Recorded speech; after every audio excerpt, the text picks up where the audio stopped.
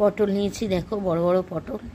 এই পটল দিয়ে দুর্দান্ত স্বাদের একটা রেসিপি করে দেখাবো তোমাদের। চলো তাহলে পটলগুলি আগে কেটে নেব আমি।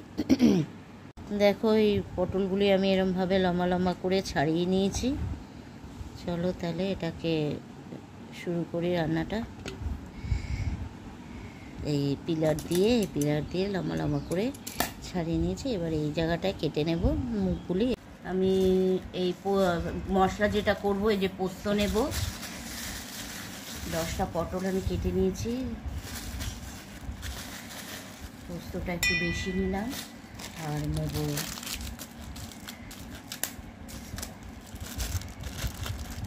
একটু 1 চামচ মতন চারমগজ,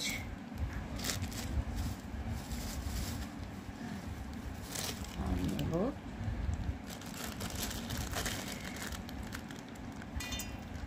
1 চামচ আর এতটুকু কাজু বাদাম। এর মধ্যে নেব কাঁচা লঙ্কা, একসঙ্গে পেস্ট করে নেব। এটাকে আমি আগে মিক্সিতে গ্রাইন্ড করে নিয়ে তারপরে কাঁচা লঙ্কা দেবো, শুকনো গ্রাইন্ড করে কাঁচা লঙ্কা দিয়ে তারপরে একটু জল দিয়ে স্মুথ একটা মশলা তৈরি করে নেব। পটলটাকে ধুয়ে না এরমভাবে কেটে নিয়েছি, একটুখানি সাইড দিয়ে অল্প অল্প করে কেটে নিয়েছি, বুঝেছো?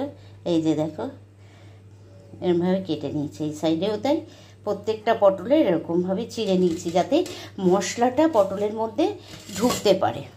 চলো আগে পটলটাকে আমি ভালো করে ভেজে নেব। নিরামিষ দিনে এরকম পটলের রেসিপি থাকলে দারুণ, ভাত রুটি যে কোনো কিছু দিয়ে কিন্তু ভালো লাগবে খেতে।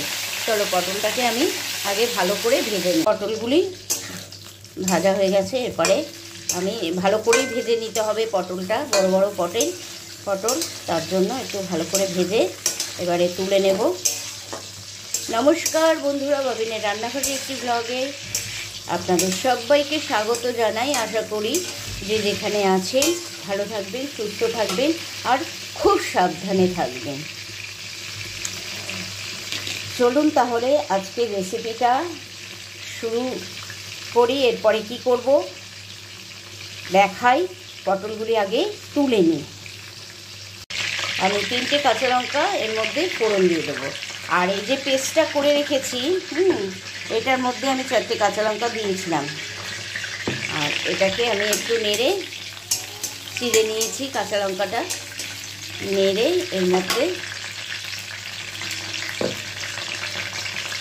মশলাটা দিয়ে দেবো।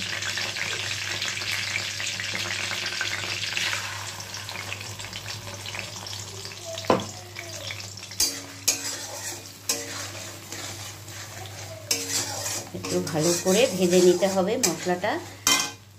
চাইলে এর মধ্যে সর্ষেও ইউজ করতে পারেন, সাদা সর্ষে লাল সর্ষে বেটে ইউজ করতে পারেন, কিন্তু আমি সর্ষেটা স্কিপ করব, দেব না।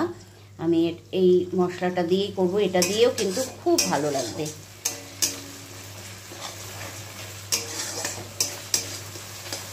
আমি এটাকে ভালো করে নুন দেবো। আমি হলুদ দেবো না, হলুদ ছাড়া আমি এটা করব।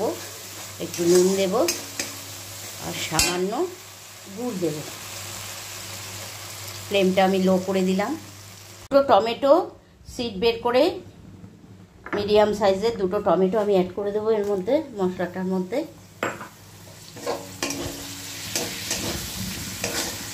আর এই যে মিক্সারের ইয়েটা ধুয়ে জলটা দিয়ে দেবো। মশলাটাকে ভালো করে কষিয়ে নিতে হবে।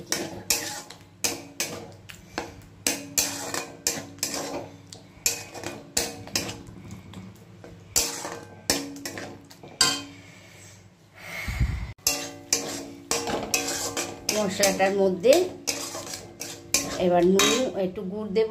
গুড়টা আগে দিচ্ছি, তারপরে সেটা আগে পিছে দেওয়াই যায়। তারপরে আমি নুনটা অ্যাড করে দেব, স্বাদ অনুযায়ী নুন দিয়ে নেড়ে নেব।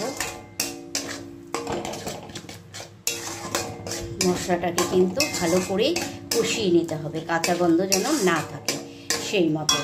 আর আমি এই টক দই নিয়েছি 1 চামচ, বড় চামচের 1 চামচ, আর একটু মানে ধরুন টি টেবিল স্পুনের 2 চামচ আমি টক দই নিয়েছি।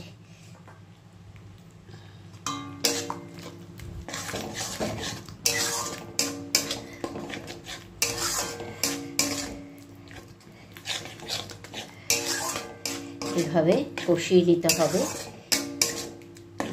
টক দইয়ের বাটিটা ধুয়ে জল দিয়ে দেবো এর মধ্যে। দেখো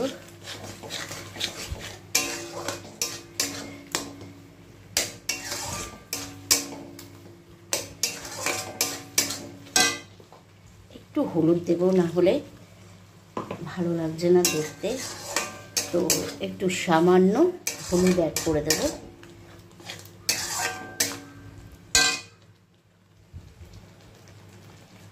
নিরামিষ দিনে কিন্তু আমি হলুদটা দিয়ে দিয়েছি সামান্যই, 3 টেবিল স্পুনের হাফ চামচেরও কম আমি হলুদ অ্যাড করেছি।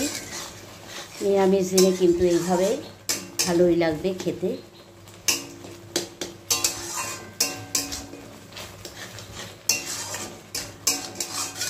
মশলাটা আমি 5 মিনিট ধরে কষিয়ে নিয়েছি। কষানো আমার হয়ে গেছে।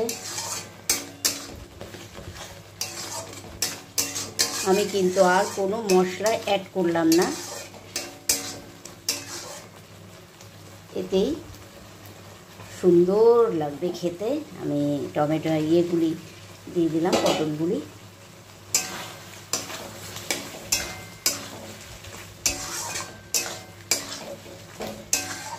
পটল দিয়ে 2 মিনিট একটু কষিয়ে নিতে হবে, যাতে পটলের মধ্যে মশলার সব কিছু ঢুকে যায়।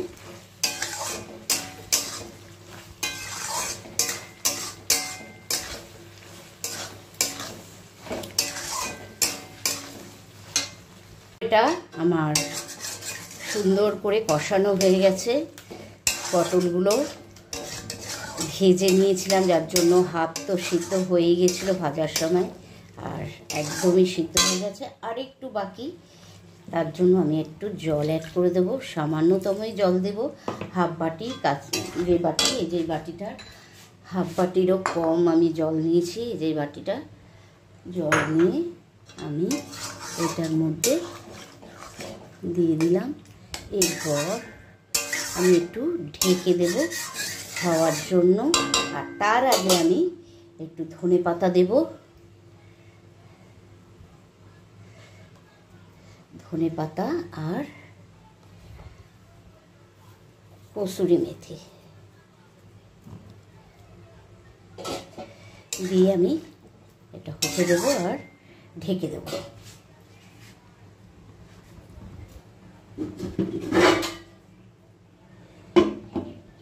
ফ্লেমটা বাড়িয়ে দেবো। চলো, হয়ে গেছে, হোক এটা। দেখুন কত সুন্দর হয়েছে নিরামিষ পটলের রেসিপি।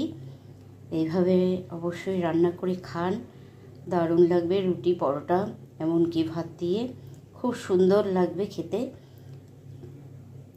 আর ভালো লাগলে অবশ্যই লাইক, কমেন্ট, শেয়ার করতে ভুলবেন না। আর তার সাথে সাথে বাবিনের রান্নাঘর চ্যানেলটিকে অবশ্যই সাবস্ক্রাইব করে পাশে থাকা বেল আইকনটি প্রেস করে দেবেন। সময় মতন সব নোটিফিকেশন চলে যাবে।